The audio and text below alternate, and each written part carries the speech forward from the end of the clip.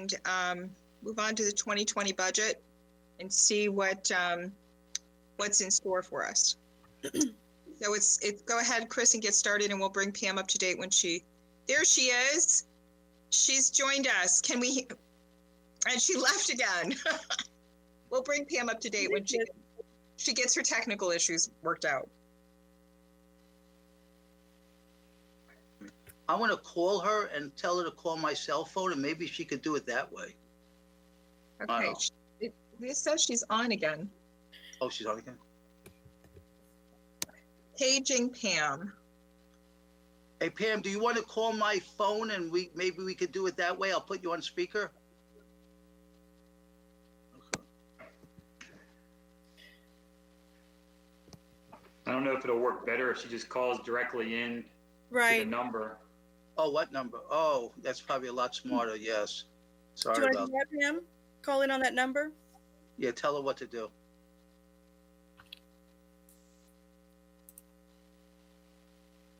Do you have the number, or do you want me to give it to you? Oh, I better not give it to you. I can text it to you. That's a good idea. Text it. We'll end up with 500 people if I show it. Oh, they wouldn't crash our meeting. If they're really bored enough.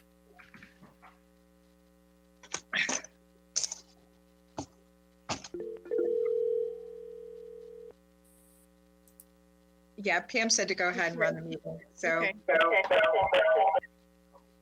Yeah. Okay. Go ahead, Chris, and get us started. What's on the agenda for the 2020 budget? So,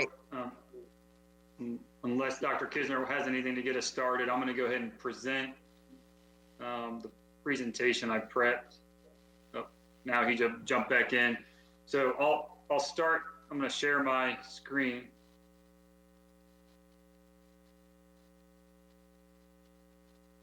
Just a moment.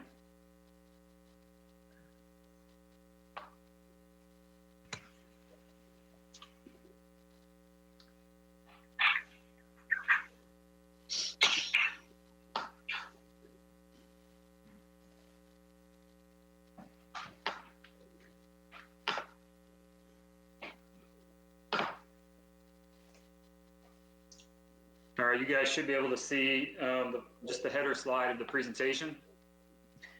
So items I'm going to cover, starting with FY 2020 budget. So this follows the agenda for the FAB pretty closely. We'll go over just a quick update on the 2020 budget and then stimulus funding for 20. We'll move into the 2021 budget, where I imagine we'll spend more time. Start with an update on our revenue. Move into the superintendent proposed options for school board consideration and the responses to some of the questions that have come in from school members over the past few days. And hopefully we've got them all. If not, we will address them at our next work session. So moving into the FY20 budget, there's not a lot to share yet, except that we are still monitoring the state funding. Unsure about the sales tax payments at this point. We won't really know and understand the impact on our sales tax payments until May or June. Sales tax distributions run 2 months behind the actual collection dates. So sales tax charged in March isn't collected until May, and then April would be June. Still enforcing, maintaining a non-essential spending freeze and restriction. Still, as reported to you and the Board of Supervisors previously, looking at projected savings of approximately $2.5 million, and that's going to be highly dependent on our state revenues. We're looking at updating that projection specifically on the payroll side, beginning at the end of April after we run our May 1st payroll.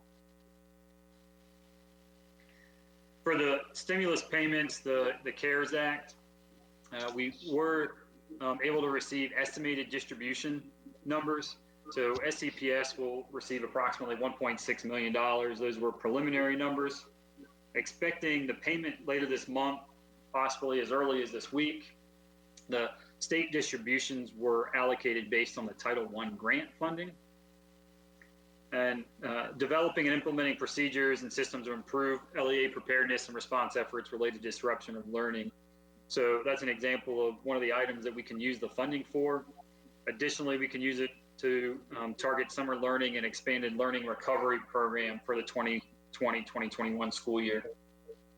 Let me just make a quick comment that I think I shared with the school board in an email.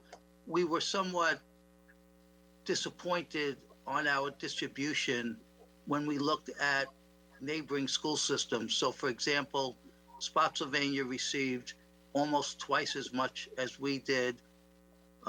School systems like Arlington received 5 times as much as we did. And we were puzzled, and I wrote to the state and they responded the way I kind of anticipated. The Title I formula is based on 2 very important variables. It's from the census reports. One is your county poverty rate, which is the poverty formula is completely different than how we decide who's free and reduced lunch. And 2, the per capita income of your community. So based on those 2 factors, we are seen as a very wealthy community, and that's the reason why our Title I funds are not that great, and that's why the CARES funds is significantly lower than other school divisions. Thanks, Dr. Kisner.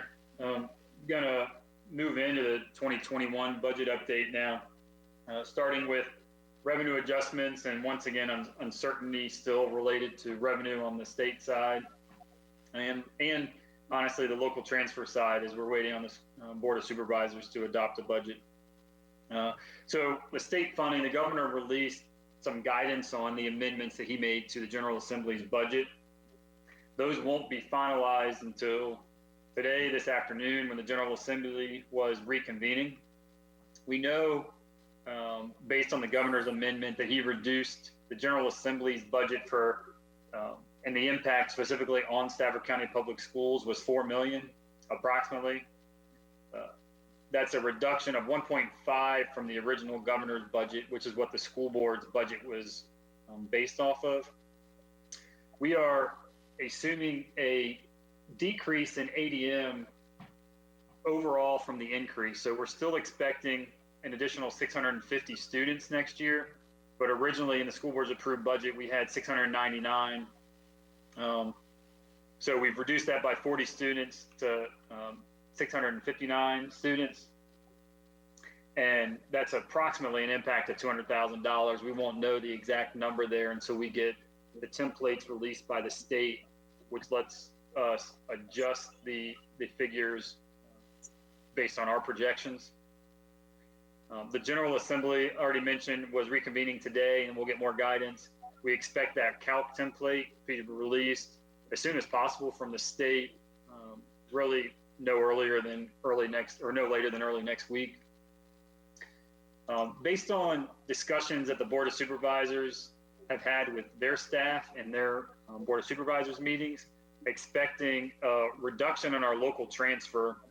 That reduction is a reduction from what the county administrator had proposed, and that will leave us with a funding gap of $8.5 million.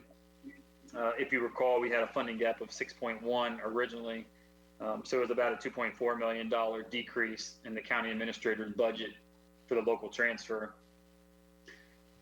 One of the items that has been talked about at the Board of Supervisors meetings is potentially letting the savings from FY 2020 carry over and be budgeted into FY 21. It's not a practice we've done the last 2 years, but it is something that has been done previously. So we would take those FY 2020 savings and it would roll into 2021, increasing our revenue base by $1.5 million. Those 1.5 would need to be targeted towards one-time purchases, but we have, for instance, we have buses in our budget that we would be able to identify as a target for those. So this is just a high-level summary of those revenue items that we just talked about, showing the changes from your approved budget of $21.2 million as a total revenue increase, and now we're at $18.8 million total revenue increase, and that is helped by the $1.5 million that we're assuming we'll be able to carry over from 2020 into 2021. This, and we'll get into it a little bit more detail as I move through the presentation, but as I mentioned on the previous slide, this results in an adjusted funding gap from the school board's budget of $8.5 million. So superintendent proposed options for reductions in the school board's budget. The top item here is a $7.2 million reduction for elimination of the across the board increases. So originally there was a 3% across the board increase. When we presented to you in late March, based on some of the preliminary information we were getting on the state budget, we were looking at maybe reducing that to a 2%. And now the superintendent is proposing eliminating that across the board increase. Reduction in the service scale enhancement of 1.5 million, that still leaves 750,000 in order to get those service scale employees to the minimum for the individuals that are below the minimum. Reduction in some of the new positions totaling $1.75 million, and on the following slides I'll get into that. Elimination of all the new stipends with the exception of our standard load SOQ for teacher SOQ stipend that we started last year, but because of the lateness of catching up with the state on that, it was not budgeted in 2020. Now we're adding it into the budget into 2021. Reduction in some of the security upgrade infrastructure of $250,000, and superintendent proposing one position to freeze. That's a current existing position that's unfilled, and that will result in approximately $125,000 in savings. And that's $11.8 million, a little over that in total proposed expenditure decreases.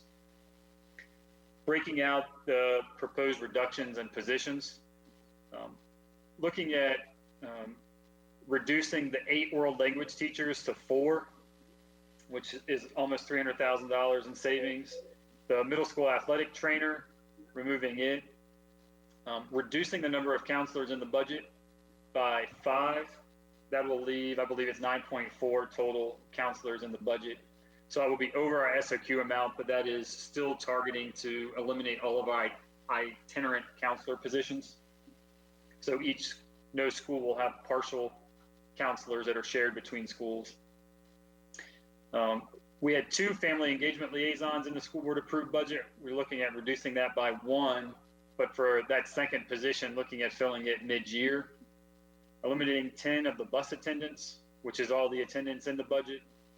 Originally, there were 9 elementary school assistant principals in the budget targeted at our schools, I believe, over 800 in enrollment. Looking at reducing that by 5 down to 4 additional assistant principals. Reducing the safety and security coordinator. You recall there were 2 safety and security positions, 1 supervisor, 1 coordinator. Looking at eliminating the coordinator for now and leaving the supervisor. Looking at a mid-year hire for the teacher and talent development coordinator, and also the executive director of transportation. We had added that late in the school board approved budget, and that was our current executive director is sharing duties over fleet. And some of the information we have received from our consultant was that Barry was wearing too many hats and really should concentrate his time on transportation. So really by the time we get that sorted out in the fleet budget, get that position hired, it would probably be a mid-year hire anyway. So looking at targeting that as a mid-year hire. Want to go over some proposed options for the teacher scale enhancement. So the previous slide did not show a reduction in the teacher scale enhancement, and that was $3 million. So option 1 would be to not adjust the teacher scale enhancement by any more than the $3 million invested. But that $3 million invested was in addition to the 3% across the board that was already invested into the teachers. So by taking away the 3% across the board, that it's not the same scale just because we leave the $3 million in there. And as we're working on that scale, we're finding that trying to condense the scale with that $3 million while not having the 3% across the board is becoming troublesome and can actually create some additional issues in our teacher scale. So we'd rather be able to treat the teachers or adjust the teacher scale when we have the proper funding. So a second option would be just a 1% across the board for teachers, and that's approximately $1.5 million.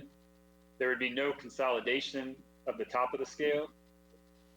The third option, which I'll let Dr. Kisner weigh in on as well, him and I have discussed, which may be the option that we would support, is actually moving all the teachers up one level on the existing scale. So not adjusting our scale, we're not going to consolidate it. But if a teacher is at level 12 now, they would actually move up to level 13 and receive the salary that is at the level 13 teacher scale. So this maintains accurate placement for our teachers as far as their years of experience. This would freeze the top of the scale. We don't want to make our scale worse. And by what I mean is we have 39 levels on our scale now. So it goes up to 39 plus. And even if we put no money into the teacher scale, all the teachers, we would have to slide the scale so that they were appropriately placed. And that would add another level to the scale so that we would have a 40th step on the scale. So trying to eliminate making that problem worse and instead moving all our teachers up one level so that they're on the appropriate level for their years of experience. And that has a cost of approximately just short of $2.5 million.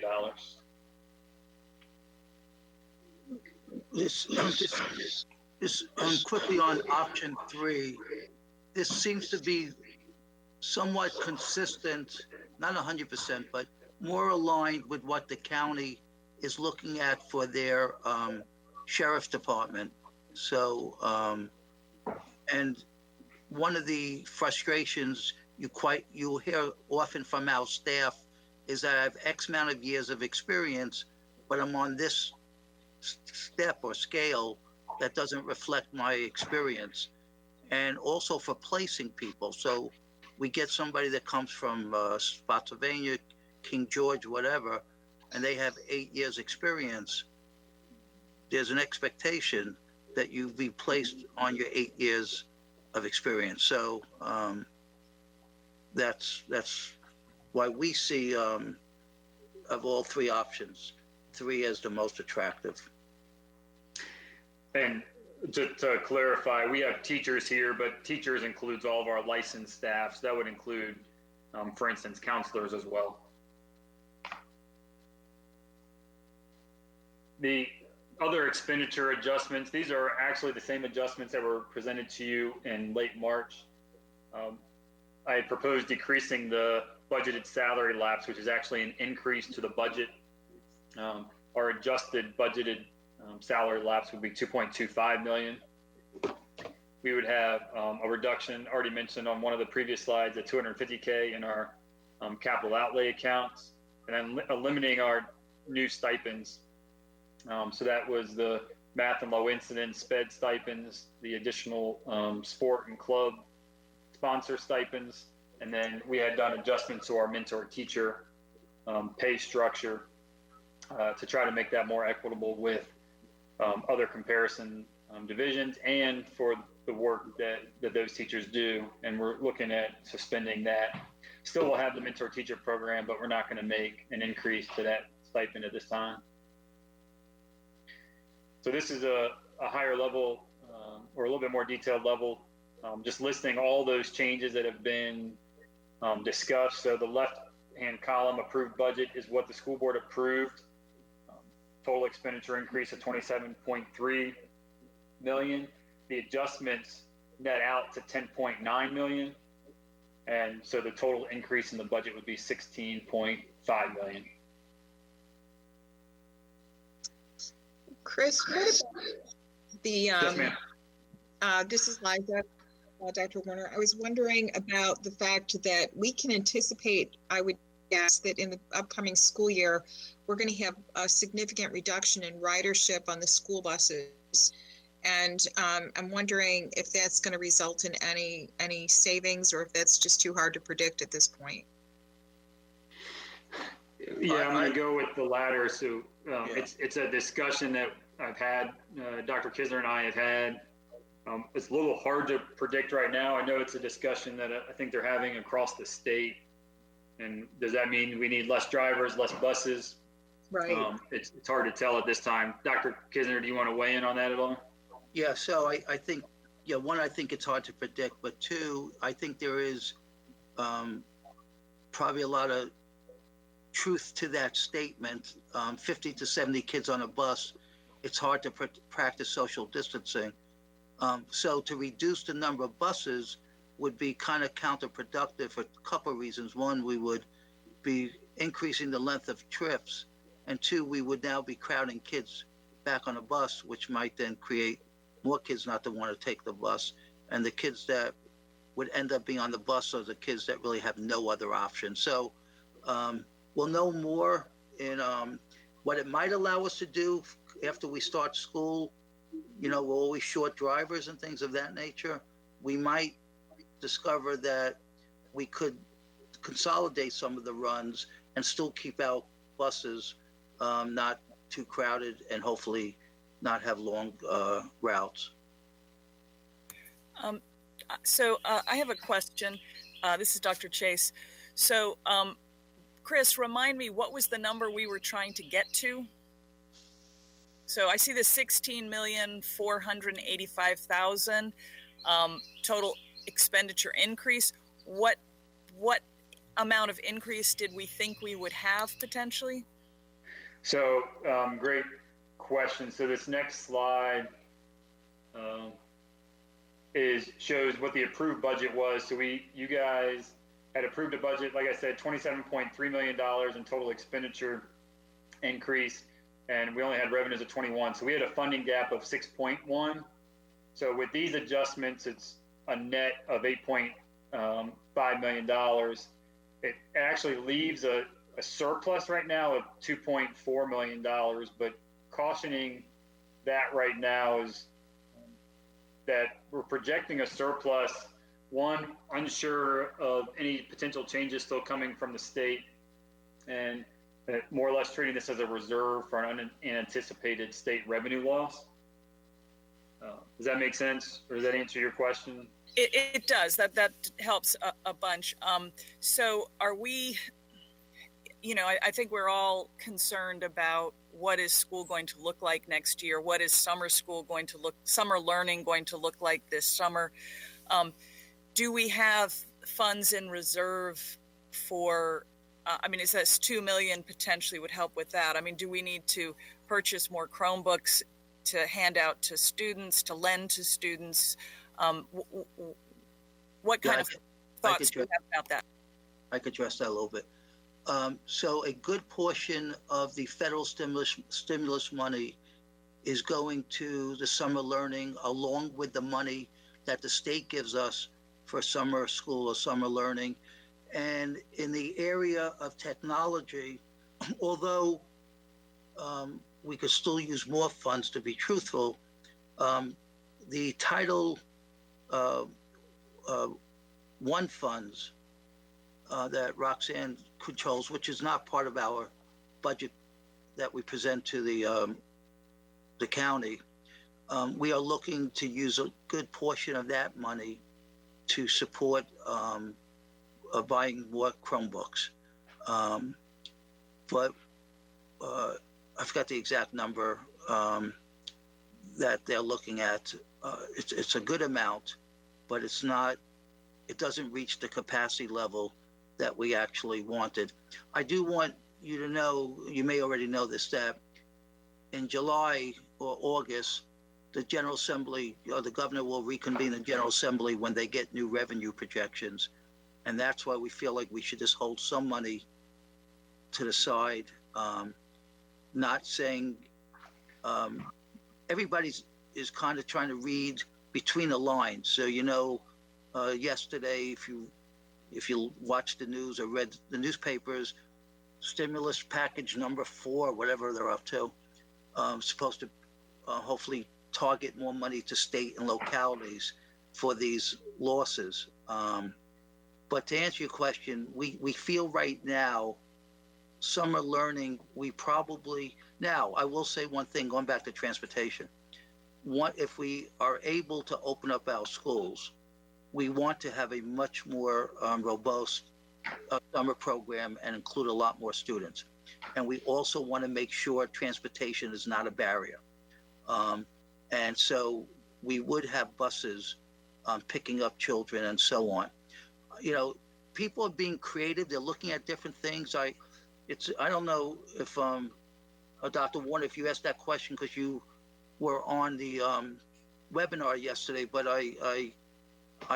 Barry was one of 5 executive directors of transportation across the country that was on a panel. And some of the school systems, none of them, Barry was the only one from Virginia, talked about what their schools are potentially looking at to address the COVID-19 issue. And I'll give you one example, and this is just, people trying to be creative, is to help keep the number of children in a class lower, that they would have an AM and a PM shift. So if you had 24 kids in your class, you would have 12 in the morning and 12 in the afternoon, something like that. And then, they never talked about what the kids would be doing the other few hours, but then that's an extra cost because then you have to transport children twice. You have to, so there's a lot of unknowns for sure.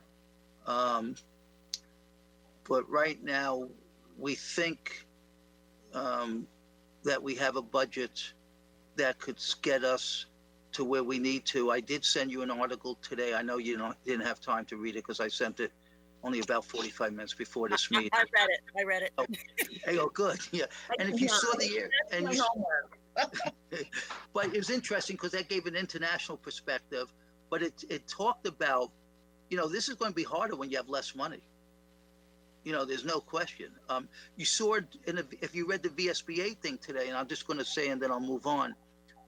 Arlington Public Schools, which has 1,000 kids, maybe even more now, close to 2,000 kids less than Stafford. Well, they did get cut 40 to 60 million. I forgot what the exact number is, but they still have $660 million. Okay, so when we hear about other school divisions being reduced, I think we just got to remind ourselves where we started from. And Dr. Kisner, can I just interject in case anybody's watching? Our budget is about 300 million. So right. 660 million. You cut it by 40 million. It's still more than double our budget. Right, because I've been hearing a little bit, well, I know they're cutting in this community 20, 30 million, and I get it. We all understand the financial implications. But I think it's important that number only needs to have context, is where we started and where others have started. So, and one thing I spoke to both of you today, I don't know if Pam's back on. I don't see her, but bouncing in and out. Bouncing in and out. Okay. But one thing not that I have to remind you, but I'm going to make an assumption. There's 2 other people listening who are not on the school board, that our kids are coming. I mean, they're here. And so we're going to have to educate 30,000+ children come whenever, actually starting June. We're planning for summer learning in June. And we're planning right now. There's the principals and high school principals are meeting tomorrow or maybe Friday, but we're going to roll out new instruction, 4th quarter work starting in early May, mid-May, because we think there's an advantage to start the summer learning now, because they'll be with teachers. The kids will be with teachers they know. But once we go beyond the first week in June, which we will, we have to pay these employees because their contract is up. I do want to do, Chris, do we have a slide about the APs, or did we just talk about it and then? We've got a really high level slide on the APs when we're responding to one of the questions. Oh, okay, I'll wait. Yeah. I thought we talked about it. I was wondering, since we don't know what next school year is going to look like, if we could either delay the APs, not do them this year, or if we could wait and do them as a mid-year hire as well? Or is that too hard to accomplish with APs? Well, if you're asking my advice, I think that could wait.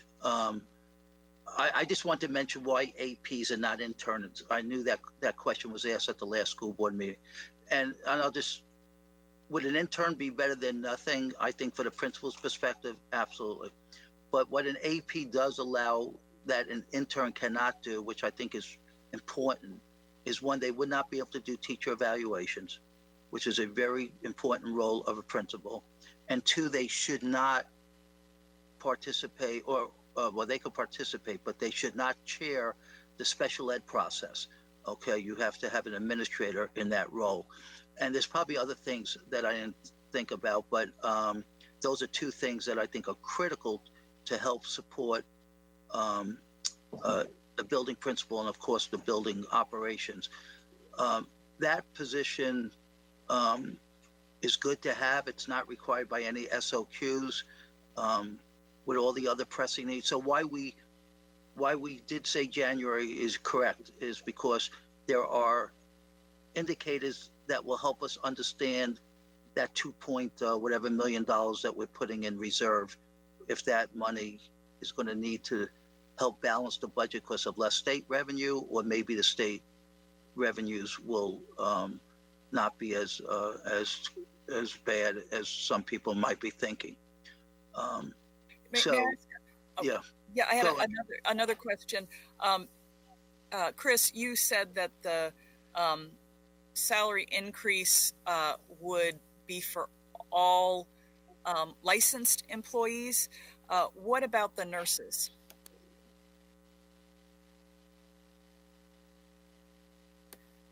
Can you hear me? Are the nurses part of would the nurses be seeing that adjustment as well, or not?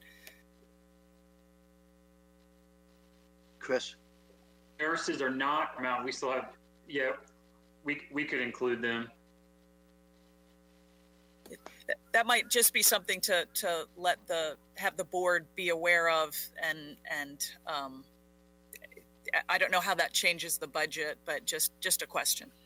Yeah, I don't think it'd be. It does not include any administrators, and it does include the librarians, right, or multimedia. Yes. Okay. Yeah.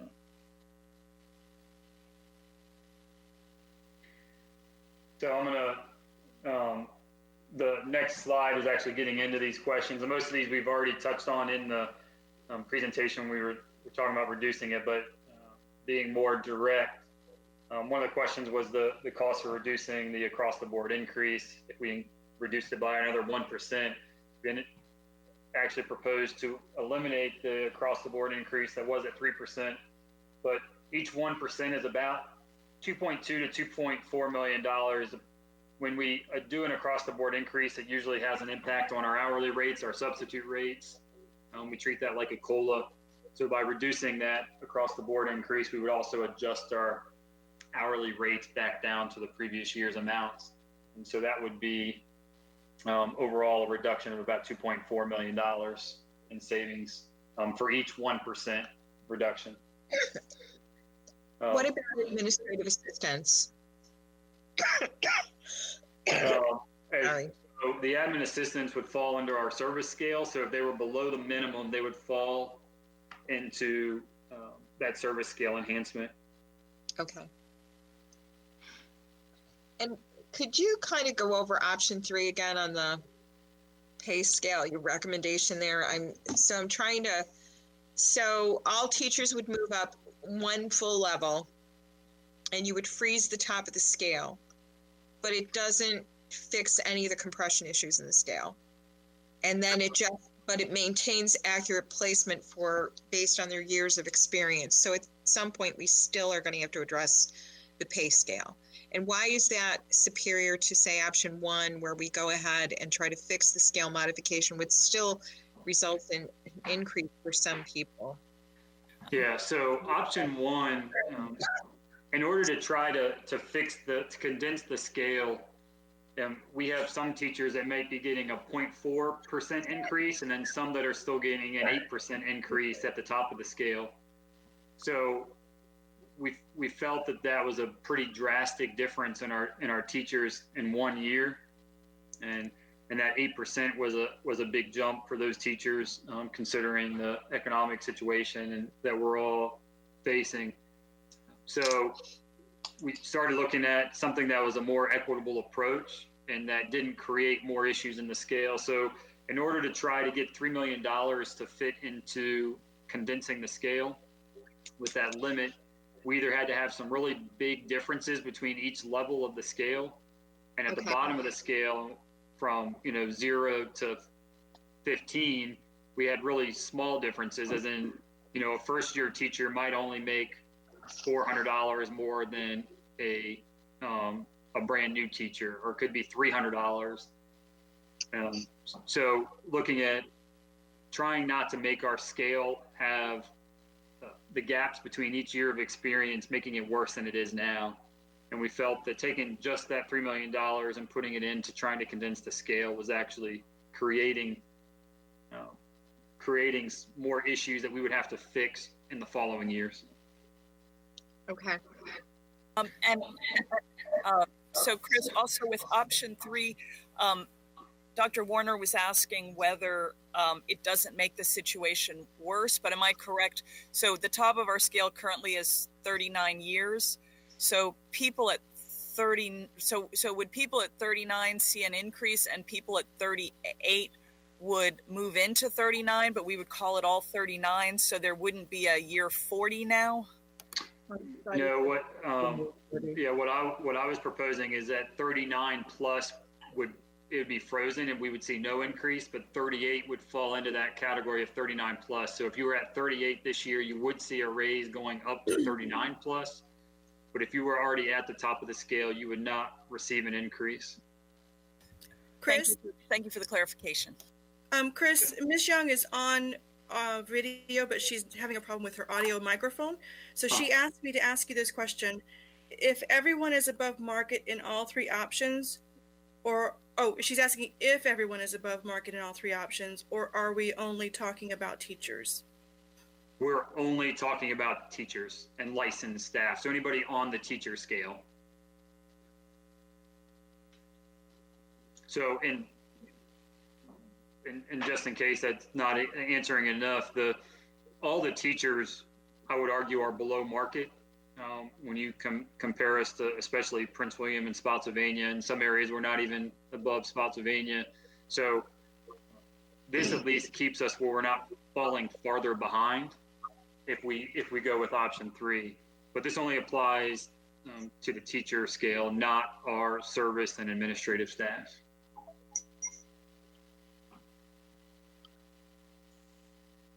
Our service staff would still see the service scale enhancement if they were below the minimum. So the individuals that were received an increase from last year, they would get that same flat dollar increase that they received in the prior year. Right. And then if somebody was hired at the bottom of the scale this year, then they would receive an adjustment up to the minimum of the scale for that pay grade. So that will put all of our service scale employees on the minimum. Yes. Okay.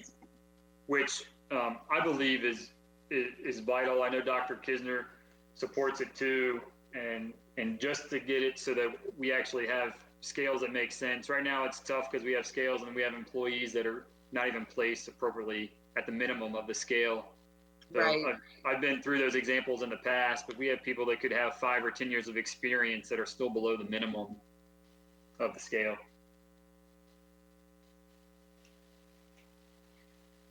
But that's not part of this teacher proposal. That's part of that service scale enhancement of still leaving So $750,000. Option 3 assumes that we use the same scale that we've been using. We just freeze the top of the scale so that everybody's at 39 years. So anybody at 38 years moves up to 39. Anybody at 39 or above just stays. They don't go anywhere.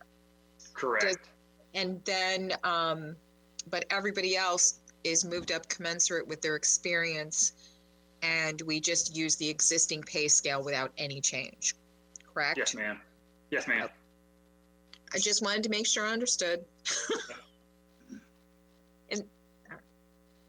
And let me explain again why it may not have been clear. So if I come from Spotsylvania and I have 8 years experience, we would put you on scale 8, Right. step 8. But if we froze the steps, that person with 7 years experience in Stafford right now really would have 8 years. They would be qualified for Right. 8 years. So the only way we would do it is you could move people up the steps, but then just freeze. I mean, you could say, yeah, okay, you've made 50,000, 45,000 this year with 7 years. We're going to move you up to number 8, but now you're still making 45,000. Mhm. You know, that's always, and I think that probably has happened before, right, Chris? It has, yeah. So basically, it's almost every year the scale shifts down with them based on years of experience, and then we apply an across the board increase. So depending on the difference between the levels, because it's not consistent. It's not like it's a 2.5% for every year of experience right now on the teacher scale. In some areas it's 1%, in some it's 2.6, 2.7. So normally, if we don't invest any money in the scale and there's no across the board increases, they would all still shift down. They would just make no money. Whatever level 7 is on the scale this year would become level 8 next year, so that they fall appropriately on the scale. And what that does is cause us to fall even farther behind Prince William, for instance. So we're just really treading water. We're not going to be meeting the scale for Spotsy.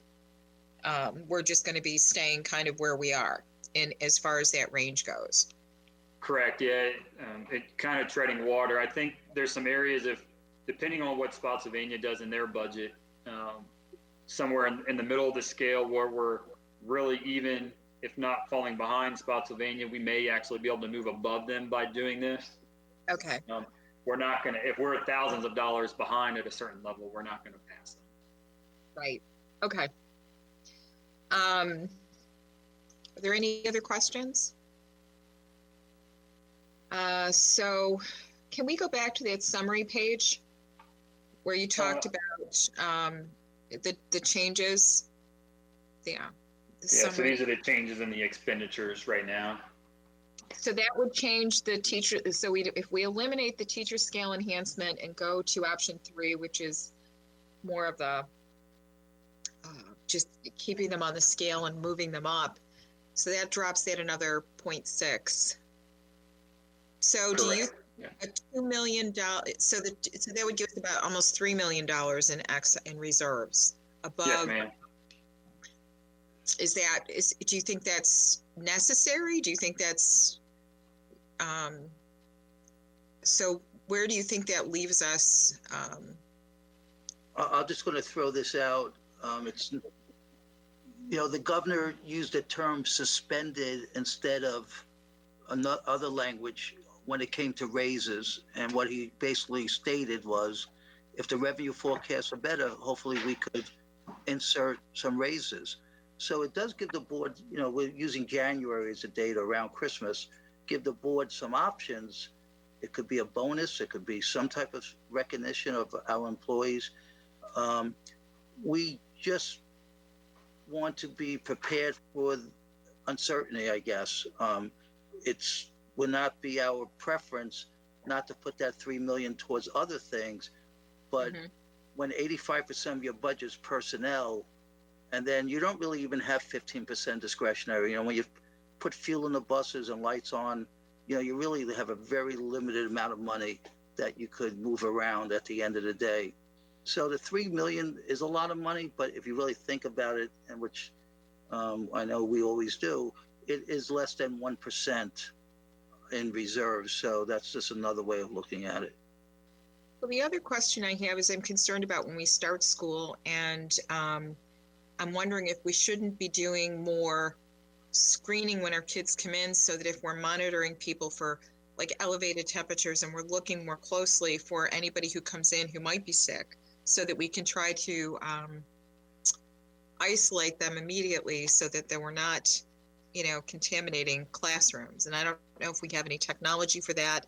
And I don't know that I don't know what that would cost, but I know that they do infrared testing at airports and other entry points that might help us monitor student health a little bit more closely so we can try to avoid any major shutdowns. Is that something that we could look into that might be worth making an investment in?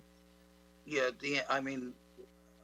to be truthful, I don't know the answer to that question of the technology. I will say that we have organized, I think I shared with the board, a COVID-19 recovery task force, which is looking at all, you're interesting again, you mentioned the buses, because that's, we're looking at everything while all these computers come back, Chromebooks, we got to make sure they're disinfected and things of that nature. So I will raise that with Colette, get her thoughts on that. I haven't thought about this. As we talking about APs, well, we have a nurse per building, and we have high schools that, going to hit 2,000 kids with one nurse, and we have middle schools with over 1,000 kids. Do we want to have some discussion about increasing the number of nurses?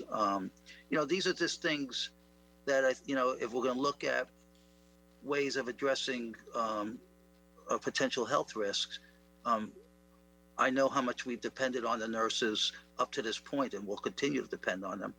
So let me address that with Colette and get her opinion, and then share it back with the board. Are there more slides reviewing the questions from the other board members? Yes, hold on. So this was just options for the teacher scale, which I think we've already covered.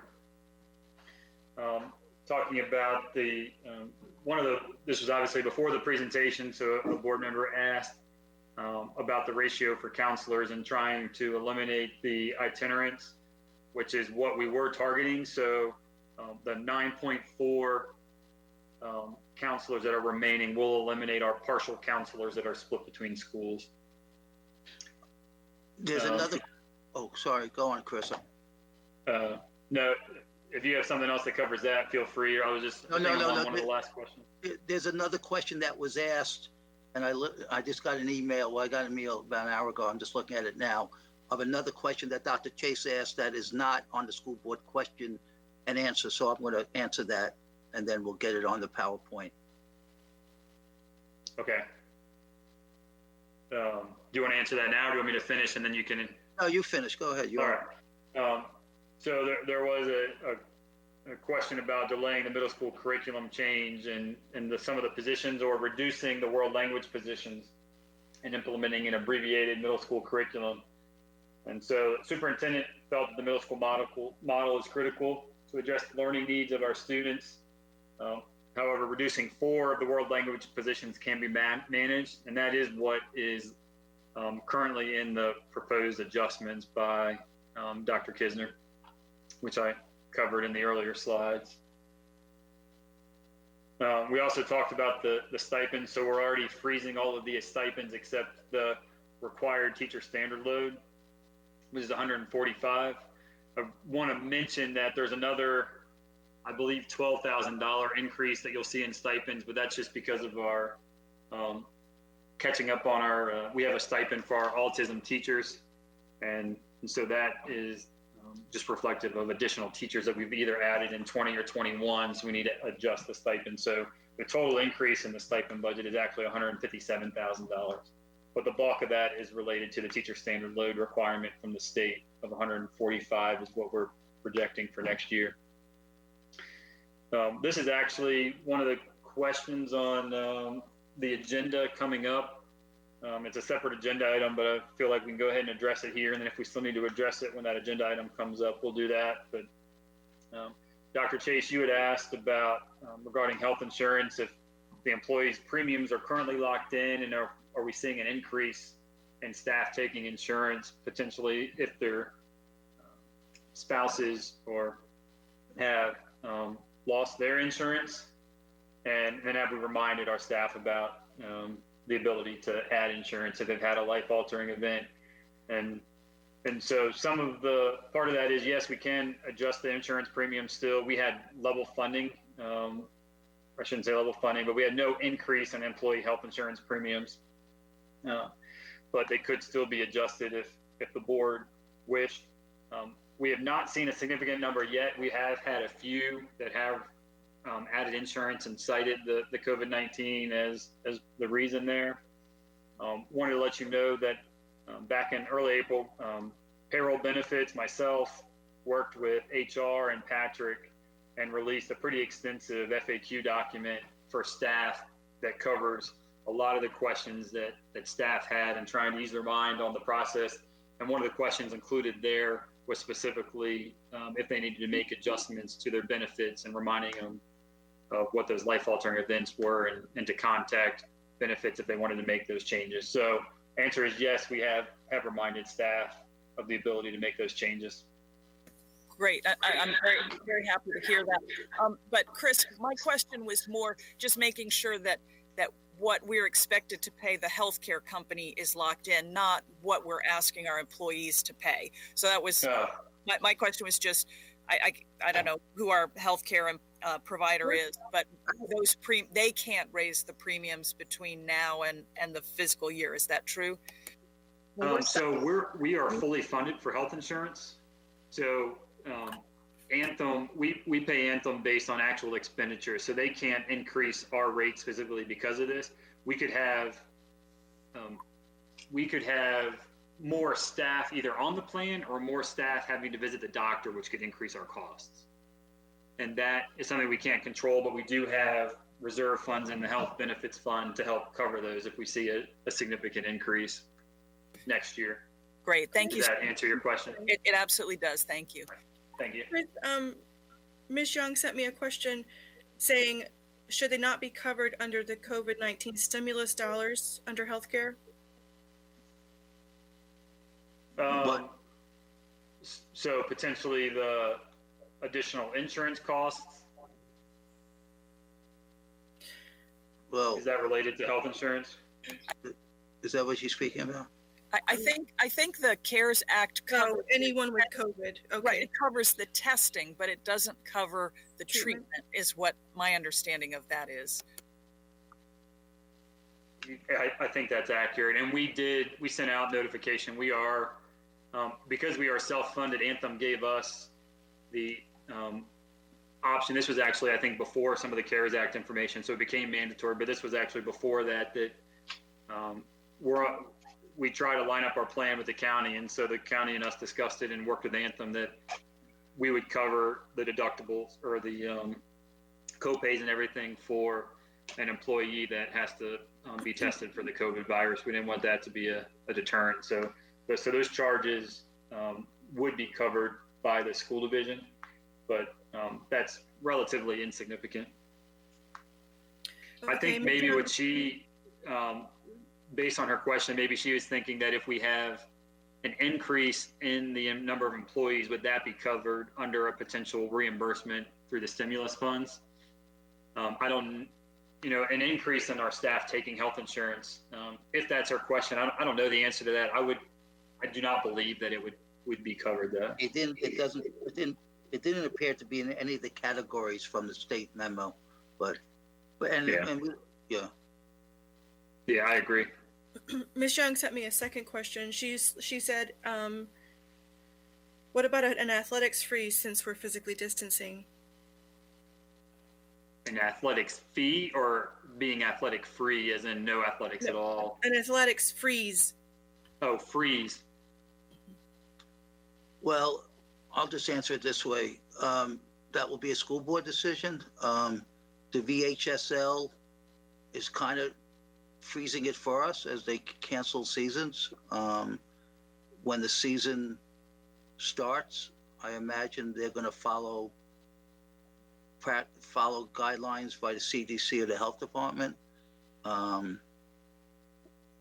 That's if we think this out, there's probably great rationale to stop a lot of things like school. If it's only going to be over over keeping a distance, over social distancing. So, I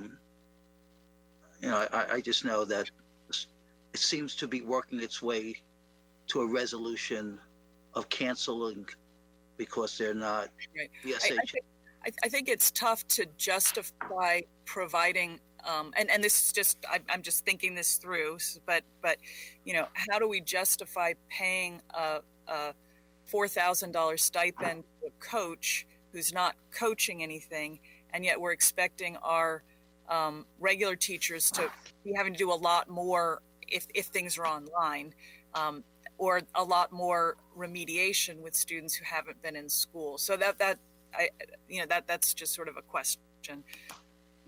Yeah, I was wondering what would be a savings if we were to put a temporary freeze on all athletic stipends for the 21 fiscal year. Yeah, so let me just make this statement as superintendent, and I hope I say this respectfully. We feel like we have the funds to give stipends for the coaches. And I think the question really is, what's the school board's belief about athletics? It's not a budget buster to give these coaches the stipends that they're currently getting. I also believe that school boards need to advocate to their community, their appropriating body, what they need to keep a school running. And there are hundreds and hundreds of students, middle school and high school, probably thousands, that participate in some level of sports. So, that's my reaction. We want to get schools back to a level of normalcy, and sports is a big part of a child's experience at school. So I don't like the notion personally, just to be honest with everyone, as people are questioning the middle school model, I have heard people say, well, I could think of other things that we could consolidate and cut, because the middle school model impacts children who are struggling academically. So if they're looking to cut that, let me offer you 5 other things. And I don't want to get into that conversation, because I don't think we have that. And as already stated, we have that much money. We're running a pretty tight ship here way before the COVID-19. Sports, I just think it does serve a purpose. I don't think it's that expensive when we really look at it. A lot of these teams are raising their own funds to help keep these sports programs going. I just think we're opening ourselves to create an unnecessary stress within our community. And that's the only comment I'll make about it. So I do want to answer. Is that any other questions, Chris? No, you can Okay. if you want to answer your question, then we can talk about the calendar.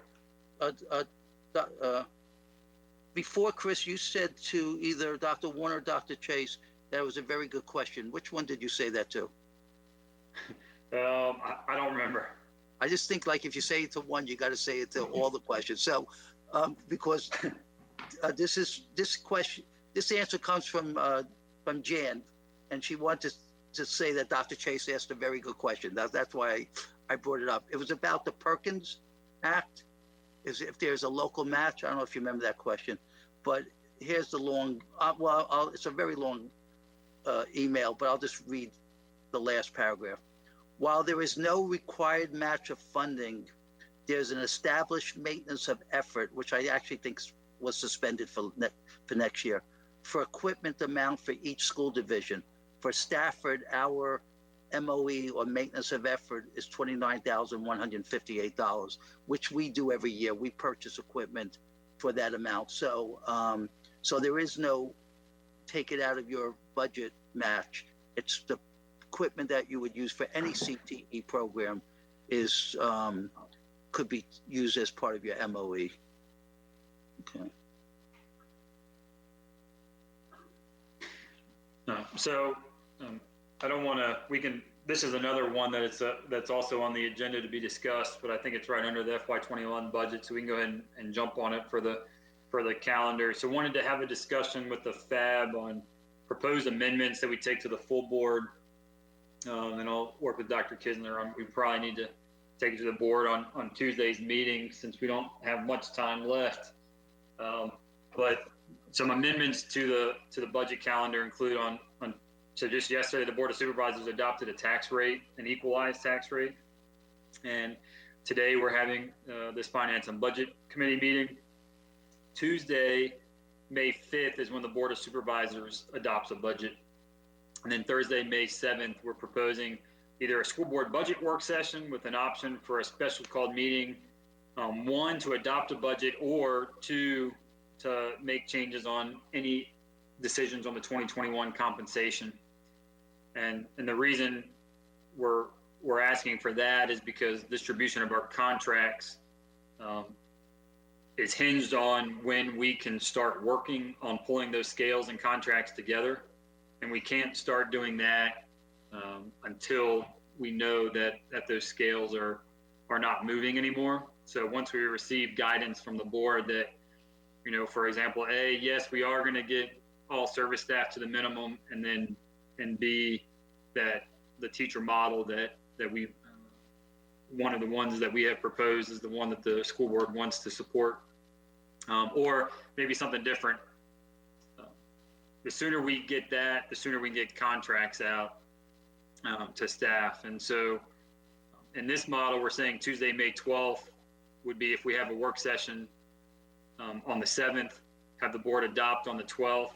If they didn't adopt on the 7th, and then the week of May 18th is when we would have targeted distribution of contracts. Little asterisk there that if the board was able to provide us more guidance prior to the 12th, we could look at getting contracts out the week prior to the 18th, shooting for the week of May 11th instead. So I'll see if board members or Dr. Kiz, if anybody has comments or suggestions. Yeah, it looks good. I think it looks good. So let me just ask a question. I don't know if Pam can maybe email or text, contact Melissa, but do we have any consensus on, I personally think that the service sector scale has got to be addressed. We have to leave that money in there to bring at least everybody up to the minimum. I don't know if everybody else has an opinion on that, a recommendation. And the second thing is I am in favor of option 3. I think it doesn't move us ahead as far as the condensed scale on the teacher's pay, but at least it keeps us from falling further behind. So I just would like some feedback from Dr. Chase and Ms. Young and see if we can't pull together a recommendation for the full board. Yeah, I'm in agreement. With one thing, I would like the nurses added to the increase, or the increase, given that we will be relying so heavily on our nurses when the school gets back in session. Yeah, absolutely, I agree with that 100%.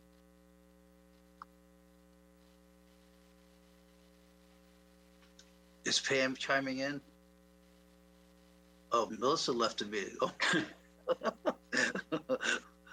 If Pam's on the meeting, if she could text me, I will convey her.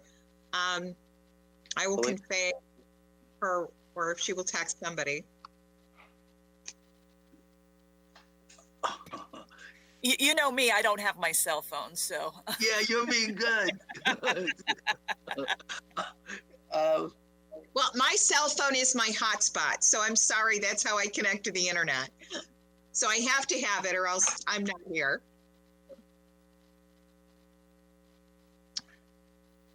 And I'll just stress that I think everyone understands, especially considering the circumstances, and we talked about this in last year's budget for Dr. Chase, that was part of it. But the sooner we can get out the contracts, the better, and that's trying to lock up our existing staff and maintain them, but also attract the staff that we're trying to hire. The sooner we can get a formal contract in with a dollar amount is definitely beneficial. Pam lost power at her house, so I'm trying to. Oh, wait a minute. All right. The other thing I would say, which I already know you know, but I'm assuming that some other people are listening, that in the past we would distribute contracts by delivering it to them at their schools or their sites. And this year we can't do that. So there's going to be a different process. And then I'm hoping people will return them, but it's not like we could hound them in a sense when they're at the building. Right. Hello, Pam. Oh, go ahead.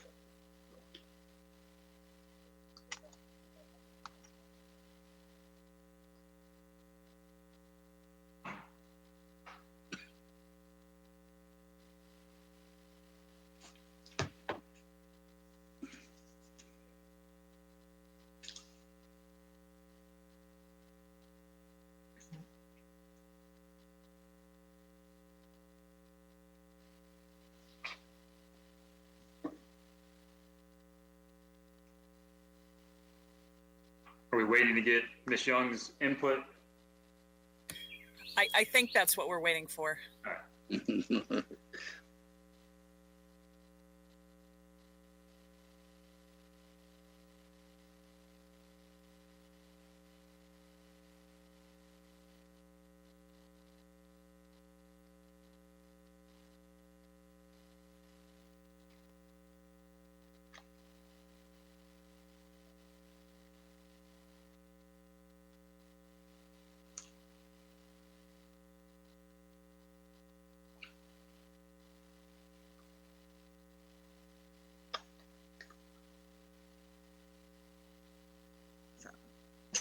This has two questions.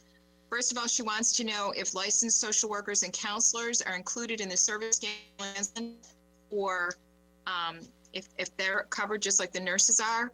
And she also wants to know if there are any additional social worker positions that may be needed, given that we are going to have a plethora of students coming back to school in the fall who are going to face some additional, who may face additional problems as a result of COVID-19 disruptions in family and economic life. And she would also like Mr. Fulmer to put the scales back on the screen, the three options back on the screen, please. Yeah, so let me just answer. I really do think she's right on target about social workers. Again, you know, I kind of feel like maybe I should have, you know, again, we're just having a conversation, Fab, you're not voting on a budget thing. I do want to take a look at that question more about social workers. I believe, well, Chris, what's the answer on social workers and psychologist stuff? Are they on that scale? Yes, I am fairly certain, but I can confirm that. They're not on the service scale. They would be on the teacher scale. Nurses are on a separate scale. But last year we adjusted the nurses that have the bachelor's degree nurses were put on an equivalent to the teacher scale. So I can see where we want to maintain that to keep it even with the teachers. And I believe, I know the counselors is one of the ones you mentioned. I know the counselors are on the teacher scale. I believe the social workers and psychs. Actually, I know the psychs are, and I'm fairly positive the social workers are, but I can confirm that. So they're on the teacher scale, and they would receive that same adjustment the teachers did. They are not on the service scale. Okay, she is in agreement then if the social workers, the counselors, and the nurses are all on the same scale, and so option 3, Ms. Young?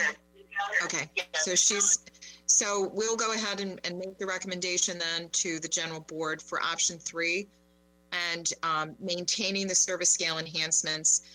Do we want to discuss withholding the additional APs until mid-year, till we know what the start of the school year looks like? I mean, we're only talking really a few months. I'll let Dr. Kisner weigh in on if typically, I think our APs a lot of times come internally from teachers, maybe externally, but I don't know if that would create a undue burden to hire several of them mid-year or not, Dr. Kisner? Oh, yeah, this I point- mean, Like 3 or 4, right?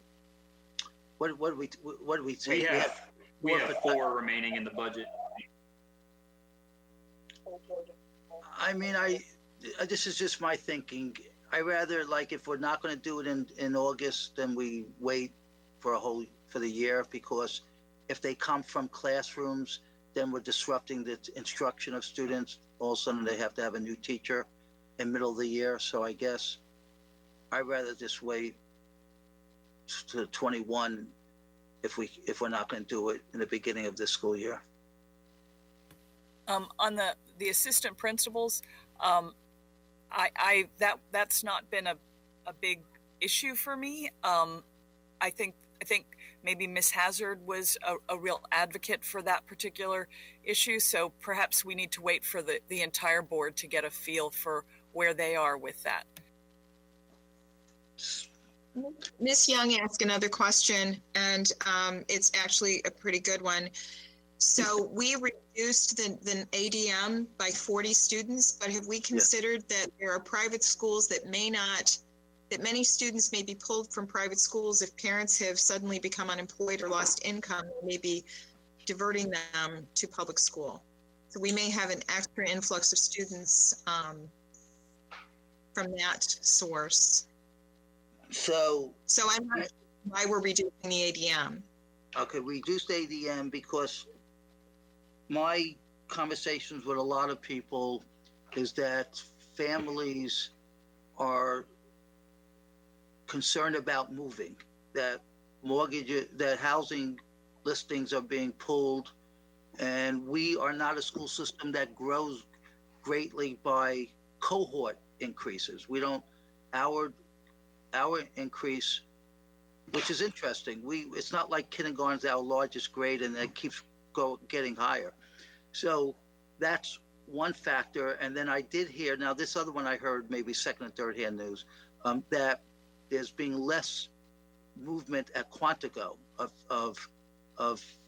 people moving in and out. So again, the good news is if we're wrong, which I'm okay being wrong by being lower, then we'll get more state aid and that would be able to support more teachers. If you shoot high and you're wrong, then we got to find ways to reduce our expenses. So we think 40 is a reasonable number. I'd rather be on the conservative side, a little bit on the conservative side on this. As Chris knows, I've said this in meetings before, I don't want to go to jail, so I'm all for being conservative and making sure that we don't spend more money than we have. Yeah, I don't want to end my career in jail. Can you imagine being there? Oh, gosh.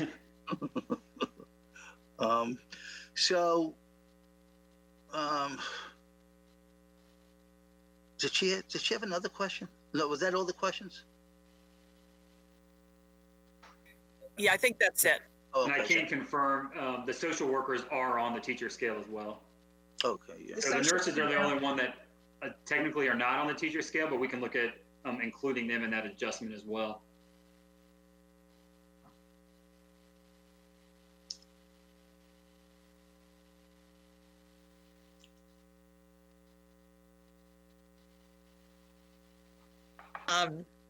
So is that everything for budget? Do we have a clear picture of what we're going to, is there any other questions or anything else we need to discuss for making recommendations? Yeah, as far as I'm concerned, I believe you've covered it. Yep. Okay, so the next question is the VPSA capital projects. And just to review those, we had the track at Mountain View. We have the envelope repairs at North Stafford High School. And we have the contract renewals for the literacy program, Read 180. And was there anything else that I'm missing? The Furniture.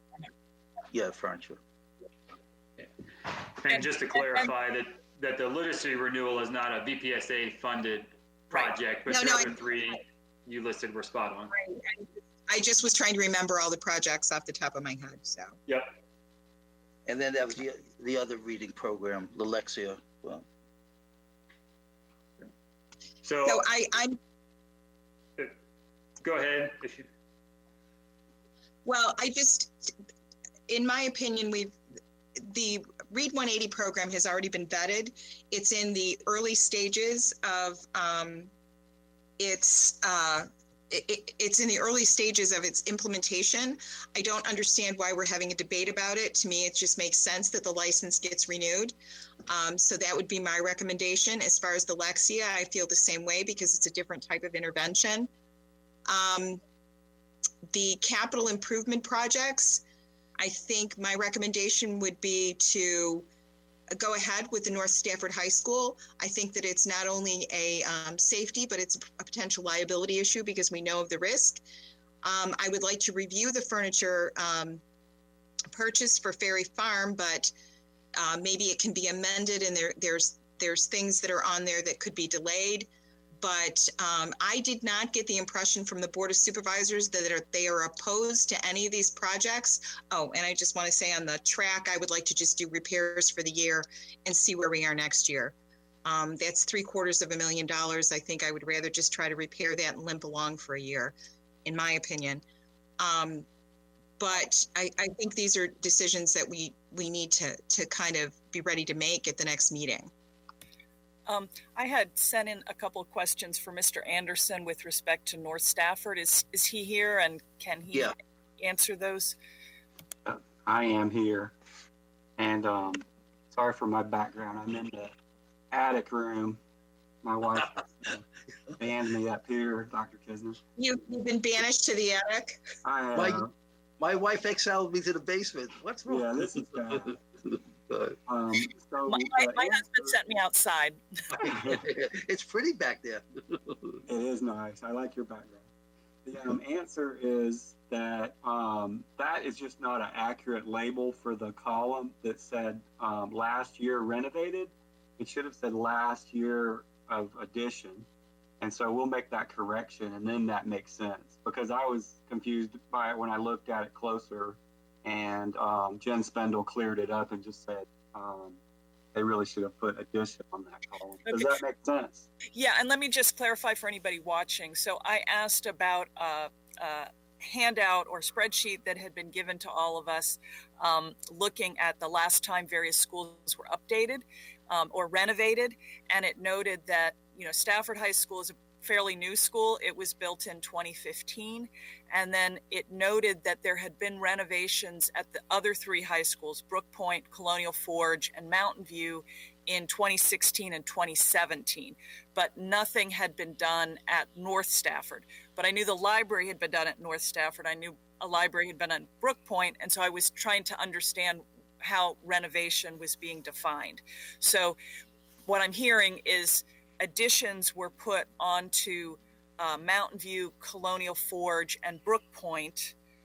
Stafford is a brand new school, but North Stafford has not had any additions. Can you tell me how long this problem with the brickwork has been there? Because I'm kind of curious why the school board, before I got on the school board, would put additions ahead of taking care of an existing building if there's a potential liability situation. But perhaps that problem didn't exist then. So I just wanted some clarification. Yeah, I think that based on what I understand, it was the original construction where there's some issues with the blocks at the top of the wall. Most of the repairs are just based on age and deterioration. So the cracks and the mortar joints and those things are sort of normal as a building gets older, but the wall was also not really well built, and so that's the situation. The attachment to the structure of that upper block is our biggest concern with that particular situation. And to repeat my question, do we know when facilities and maintenance became aware of this problem at North Stafford? I have asked that question, and I'm having trouble getting the answer when the earthquake was, but it was when they had an earthquake and some blocks fell off in the back of the building. Well, that was And, well before 2016 or 2017. Yeah, because it was remember around. when it happened. Okay. Right. Thank you. Right, and then the engineer did an inspection and verified that more recently. Yeah, I believe that earthquake was like in 2011. The other question Ms. Young has is, weren't there ROTC additions added to Colonial, Brook Point, and Mountain View? And it was 2011 for the earthquakes. Yeah. Oh, good memory. And I can check on those additions. We'll make sure we update it and get the last additions listed and correct the label for that column. So we'll verify that for sure.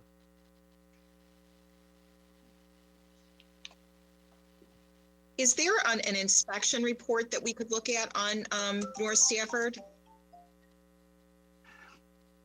I don't know if it was an inspection report. There's a very detailed design for the construction documents. So it's a very lengthy document that tells the contractor exactly how to reconstruct that upper wall, and it's drawings and specifications.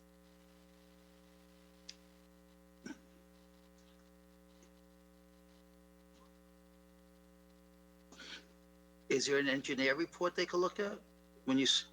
I will see, but it's basically the engineer that designed it that okay. identified the problem, and then he basically just designed the correction that's needed. All right, very good. Thank you.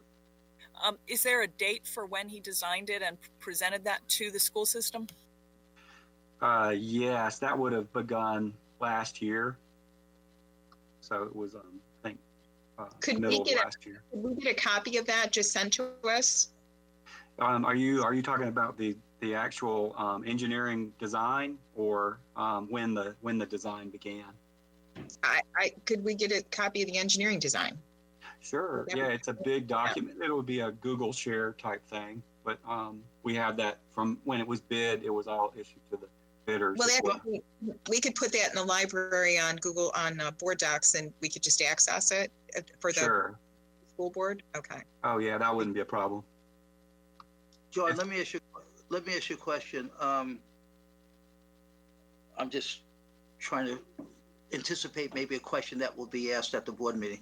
Like the track where there's a $40,000 patch, is there an alternative to the North Stafford High School brickwork, or is it you got to do this, or?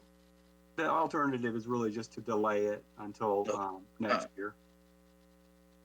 And I'm clear on what to put for the track. I'll put option A and option B, but I think there's not really a good option B for the envelope repairs. It would just be approve or don't approve. Okay, thank you.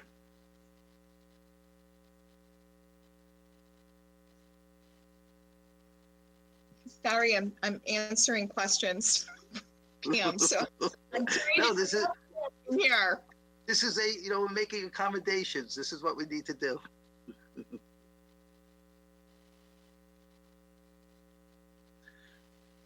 Now you understand why 30,000 kids, this happens, believe me, while they're trying to learn. We just don't have a Pam and Dr. Warner able to help each other like this. Okay, so is there anything else that we need to discuss, or have we covered everything? Do we have an opinion about the license renewals, the envelope repair at North Stafford, the track? So the track repairs are about 40,000.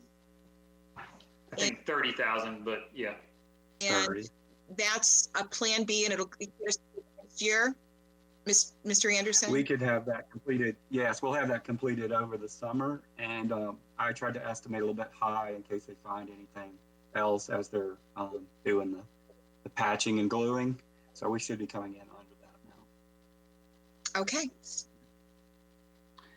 And Dr. Warner mentioned this when she was kind of introing these projects as far as the Board of Supervisors' intentions.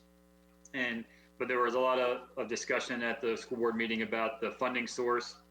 So I just wanted to make sure that at least the FAB members were okay with the way that was presented, and we're still working with the county on identifying the specific funding items, and that they'll have to take that to their board of supervisors when they appropriate these projects is what the immediate funding source is until we get to the fall and those funds are borrowed and reimbursed. Can I also ask that the Ferry Farm, can we have that as option A and option B as well if there's discussion of putting off certain furniture? Because in your email, Chris, you had mentioned that there was some furniture that maybe could be put on the next borrow. Can we have that as an A and B option as well?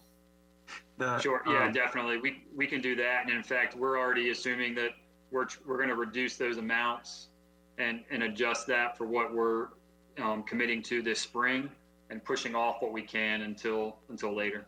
Okay. Because I really do have concerns about pushing off the purchase of furniture or some of the furniture for Ferry Farm, and then we find out that we can't purchase it. And so I just have that project has been so delayed over the years that I really hate to put any more wrenches in that process. Yeah, and you guys might be aware already that furniture usually has a pretty long lead time, which is why we were going ahead and requested some of it. But we did identify some that can wait until a later date. And in addition to that, facilities department worked with the furniture vendor and identified some different furniture that actually when working with them realized that some of the furniture that was identified wouldn't work. So it's coming in a little bit cheaper, just not by deferring furniture, but actually getting a little bit cheaper furniture. The other question Ms. Young has is she wants to know if there's any update on the roof repairs that were approved in the last meeting. No updates. They will go to the Board of Supervisors for appropriation at the May 5th meeting. And we're making plans with the contractor so they can prepare to start as soon as the money is appropriated. And Chris, on the furniture, we've got that down to pretty much bare bones now. There's not really an option A or B. We've just focused on phase one. And so you'll see that number drop from 250,000 to about 168,000. And that'll take care of 8 classrooms and the library. And they had some other rooms in the first order, which really didn't need to be in there. So that's the reason why most of that is going to cost less now. So I'm not sure there's a way to do an option A or B with that, because we just have the basic furniture that we need for phase one in there. Okay, well, I just want to go on the record that I really don't want to see that when the Ferry Farm renovation gets finished, that we somehow don't have the funds for the furniture for the next phase. Right, and I'll be able to clarify that. We, if there are questions, we are planning for the future phases. We just don't want to have furniture that we have arrive and need to keep it in storage. So I think we're in really good shape. The addition is going to be finishing a good bit later than the first phases. Thank you. Sure.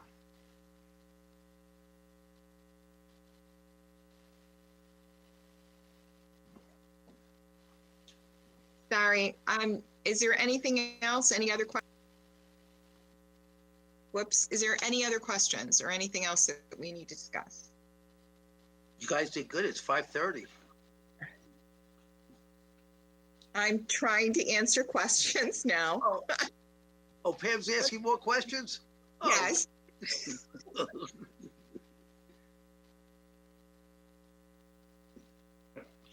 2 phones and a computer going, so we're doing the best I can. As far as I'm concerned then, is there any reason we can't adjourn this meeting? And then we'll go ahead and Chris, if you could send me the PowerPoint, and then we'll go ahead and we'll use your schedule for the new budget, unless there's any objections. Chris, you're going to update the PowerPoint? There was something you had to update, right? You wanted to add the other question that came in? Is that what? Oh, yeah, because I think the PowerPoint's on board docs, but we'll go ahead and we'll update board docs. But right now, if you wanted it, it's on board docs. I believe Missy put it on there. Okay. There's not been any change to the schedule at the Ferry Farm construction, right? So Tuesday, I'm going to give the board a brief update of John's putting this together for me, and under my comments, I'm just going to give a brief update on where we are with the project. Okay, thank you. So I think we're good then. Okay, everybody have a great night. Is everybody happy? Looks like Miss Young's giving up the hold on a minute, so I think No. she might have one more thing. Anything from Miss Young? Sorry, Lori. Signal. Pam. Never mind. All right.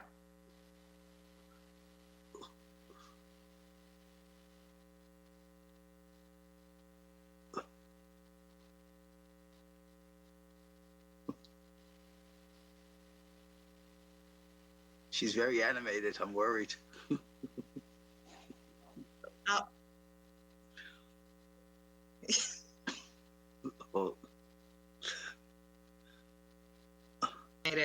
So the question that Ms. Young has is about the storage of the furniture. If we go ahead and order it, can we get it from the company and bring for it if we need to? Can you repeat the last part of that? It broke up just a little bit, at least on my end it did. Asking if we cannot take possession of the full furniture order for Ferry Farm, we don't have room for storage, but would it be possible for the vendor that we're getting it from to hold it until we can take delivery, or would there be a fee for that? There would be an additional cost for that. And right now we don't have it structured that way. We're planning on just ordering what we need for phase one and then ordering the other furniture when we need it. And that other order is not going to be that far behind. It's not going to be waiting until October, November to order the rest of the furniture. It'll probably, it could be as soon as this summer to trigger that, to have it in time by the time the second phase is completed. Sounds good. And then finalize with a joke. Chris, what happened there? Isolation? And then maybe grow some facial hair? I can't go out to buy razors. All right. I think we're all good. Okay, guys, have a great day. Have a Night. great All right. Thank you.